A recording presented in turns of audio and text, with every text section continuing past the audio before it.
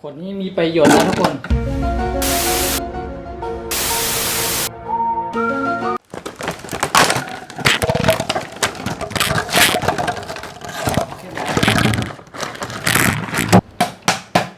ขวดนี้มีประโยชน์นะทุกคนผมไปจำเข้ามานะมาทำเป็นเก้าอี้นะทุกคนแล้วทำเป็นเก้าอี้ได้แล้วทำเป็นอะไรหลายๆอย่างได้นะทุกคนวันนี้เราจะมาวางแผนกันว่าเราจะทำยังไงให้มันต่อกันเป็นขึ้นให้มันเป็นเก้าอี้นะทุกคน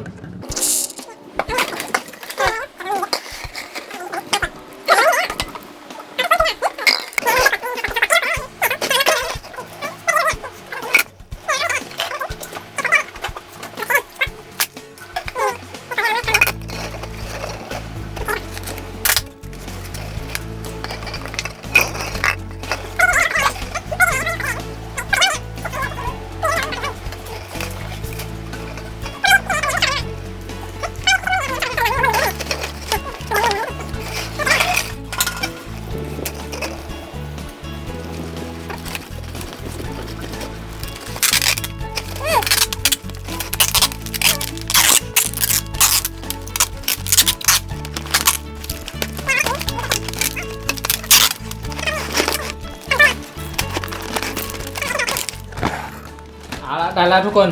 นี่ก็จะมาต่ออีกต่อนึงแล้วก็มันเป็นเก้าอี้2 ชั้นได้เลยเนี่ย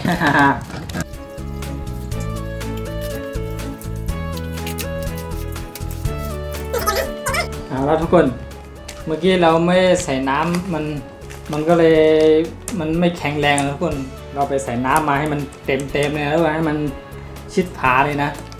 มันเต็มมันจะได้แข็งแรงก่อนเนี่ยเอาใหม่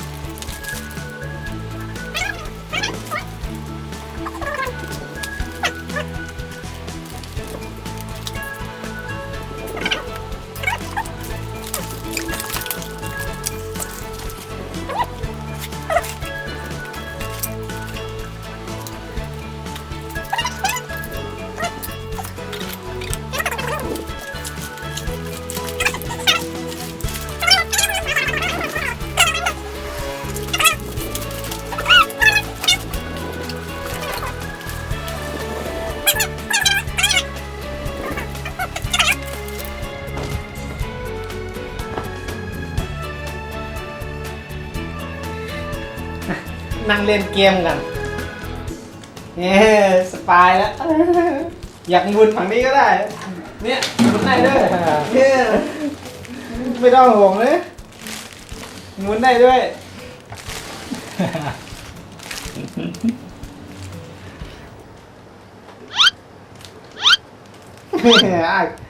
สุดยอดสุดยอด โอเคครับทุกคนถ้าว่าชอบคลิปนี้ก็อย่าลืมกดติดตามเอาไว้นะทุกคนอย่าลืมกดไลค์กดแชร์ด้วยนะครับเพื่อนสำหรับวันนี้ก็มีแค่นี้นะครับสวัสดีครับ